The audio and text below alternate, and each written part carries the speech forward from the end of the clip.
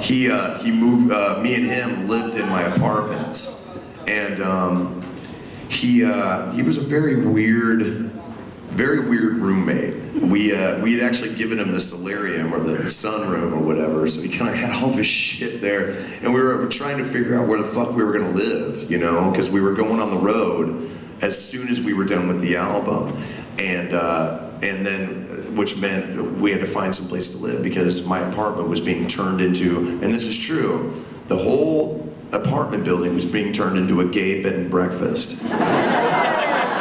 It's very true. They called it the Cottage. And I swear to God, it was right on the corner of fucking 28th and Cottage Grove.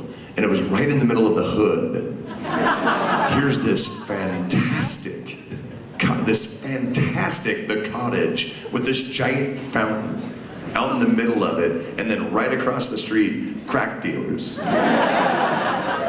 But before it was the Cottage, it was our apartment, and we got to be really, really, really close, you know, and we hung out a lot, we talked a lot, so when we went to Indigo Ranch, man, we were fucking stoked, you know, we were just like, it's gonna be fucking so great, you know, but Paul had an inherent fear of roller coasters.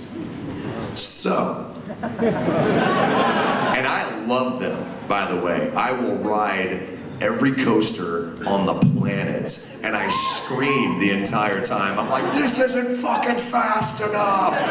Ah! People are looking, ah! I'm like, ah! I'm like a bulldog with fucking, and we won't go there.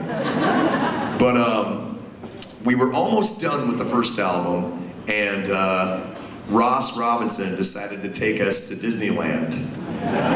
Can you imagine Slipknot at Disneyland?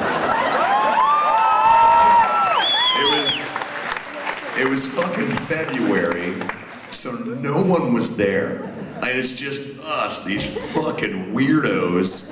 And we were all in our we were all in our blazers that had Slipknot on the back, you know, the first ones that ever were made. So we're just fucking running through, pushing shit, you know, we're just like, fucking Star Tours, you know, like losing our mind. And we just proceeded to hit every ride, and no one was there, so we were running right to the fucking front. We're like, let's do this fun again, you know. We hit Space Mountain. Oh yeah. Now Paul was my co-pilot, basically.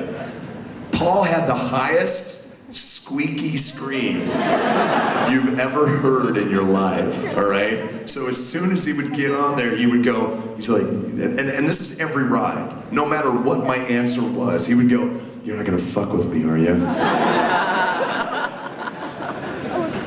Paul, come on, man.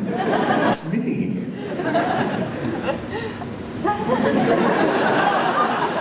You sure?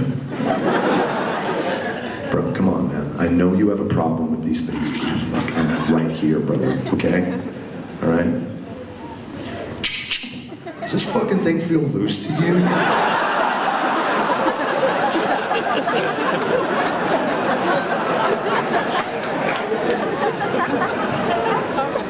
Does it? Well, check your side. This my side feels really loose. How's this car feel?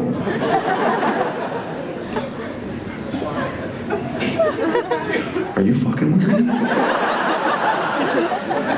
No, dude, I'm sure it's fine. I'm sure it's fine.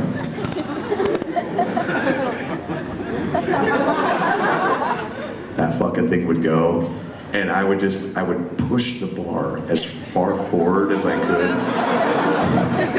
I'm such an asshole. I would just kind of do it with my fingertips so he couldn't tell that I was just fucking, you know? And he'd get that first move, that first burst. I'm like, how does it feel, Polly? Woo! He's like, oh my God, we're fucking, my arms are in the air by that point. He's just fucking locked on that bar. We get done, and I'm like, let's go over to the fucking Matterhorn, dude. You're not gonna fuck with me, are you?